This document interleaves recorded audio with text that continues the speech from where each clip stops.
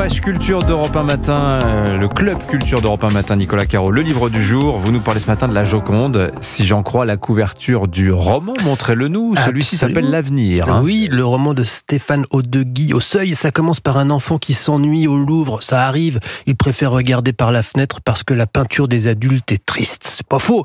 Deuxième chapitre, 3 pages plus loin, rien à voir, c'est Li Fang, un instituteur chinois à la retraite. Il a économisé toute sa vie pour voir les œuvres de Léonard de Vinci en Europe. Autant vous dire que quand il arrive devant Mona Lisa, il est très ému, autant qu'un jeune premier qui découvre sa petite amie tout apprêtée le soir du bal. Malgré le brouhaha, malgré la vitre blindée, malgré les effluves écœurants de sueur aigre, comme écrit Stéphane Haudeguy, mais Li Fang n'est pas déçu, il reste là 30 minutes, immobile pour admirer, elle compte beaucoup pour lui. Li Fang a très mal commencé avec l'art, il en a même détruit salement pendant la révolution culturelle chinoise. Depuis, il culpabilise et le regard de la Joconde l'absout. C'est joli. Et puis quand même, lui aussi, il finit par sortir son téléphone pour filmer. C'est qu'il est là grâce à une cagnotte de ses anciens élèves. Alors il leur doit une petite vidéo. Il filme, il cadre le tableau et là, le sourire de la Joconde commence à prendre vie. Puis une tache sombre apparaît, s'élargit. Je vous la fais courte. La Joconde, devant les visiteurs horrifiés, est en train de se désintégrer, de tomber en poussière. La vidéo de Li Fang sera la plus partagée au monde. Dernière image de la Joconde. Mais que s'est-il passé ?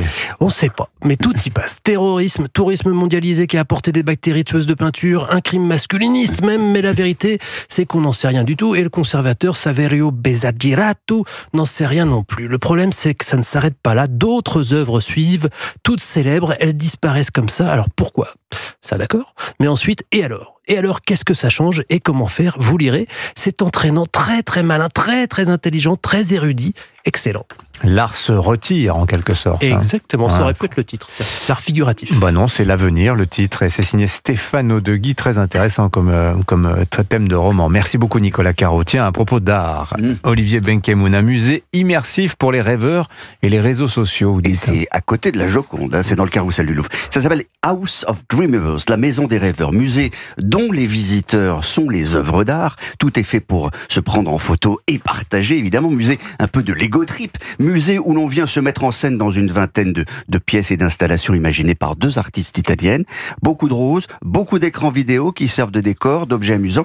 C'est à côté d'une piscine géante, que sans doute la plus grande piscine de France et du monde de boules roses, que j'ai trouvé Pascal Bernardin, le producteur de ce musée de spectacle. Alors ça, c'est une piscine de bal. Les gens se relaxent dedans, les gens sont contents, les gens perdent énormément de choses. Il y a 2 petites salles marrantes là. On est dans une chambre upside down, comme on dit en français, tête bêche. Tu arrives à faire croire que tu es en équilibre sur la table, donc ça fait des très jolies photos. Ça demande la créativité. Voilà, faut être créatif, mais tout est fait pour que vous vous sentiez dans un cocon et tout est très ludique. Les visiteurs viennent à 3 ou 4, beaucoup de 25-30 ans, mais aussi beaucoup de familles. Si tu es ouvert, que tu cherches du rêve et que tu as besoin d'affection ou de big hug, moi j'ai vu des femmes, des dames de 50 balais qui sortaient à moitié en plan. Je dis, pourquoi vous pleurez ?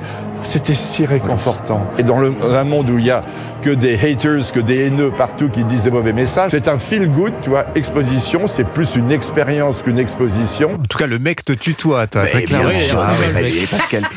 En fait, l'exposition, c'est ce monsieur, c'est Pascal Bernardin. Bon, ce musée éphémère, c'est étonnant. Est-ce que c'est vraiment un musée ? En tout cas, il a ouvert en juillet à côté du Louvre. Voilà, exactement. Alors, dans le carrousel, face à la pyramide inversée, ça marche très fort. 230 000 visiteurs sont déjà passés depuis son ouverture en septembre dernier. L'objectif, oui, c'est de faire 350 000 visiteurs. Tu as des gens extrêmement lookés, des cheveux aux chaussures, et ça les amuse. Les gens, ils veulent se photographier, ils veulent se faire rêver. Tu vois, ils utilisent les installations pour se faire un petit film. Voilà, c'est ça, un musée immersif. Et c'est un tel succès qu'il faut réserver son créneau de visite. Sachez qu'il reste encore quelques places, mais quelques places seulement pour le soir de la Saint-Valentin, où les couples d'amoureux se mettront en scène pour faire leurs demandes et partageront, évidemment sur les réseaux sociaux, le plus beau rêve de leur vie, bien entendu.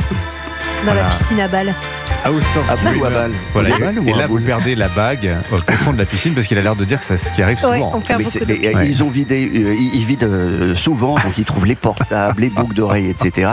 Et c'est la plus grande parce que pour la commission de sécurité, ils ont tout vidé une fois. Il y avait 500 sacs, mais énormes sacs poubelles de balles. Donc, 500, voilà. Ah ouais. Merci beaucoup Olivier Benkemoun qui a bien aimé la House of Dreamers au cœur. Il pourrait pas mettre ça en français, bon sang. On est au cœur de Paris et il faut se taper des anglicismes quand même. Parce que c'est scandaleux. Vous écrirez. Oui, au carrousel du Louvre. C'est entre 14 et 19 € le billet. Ça reste raisonnable. Merci en tout cas Olivier de cette découverte. Bah oui, c'est moins cher que votre livre, je crois. Ouais, moi, c'est 4 heures de bonheur. Ah oui, c'est vrai. Merci Nicolas. Merci Vincent. Bon week-end aux uns et à demain pour les autres. Dans un instant.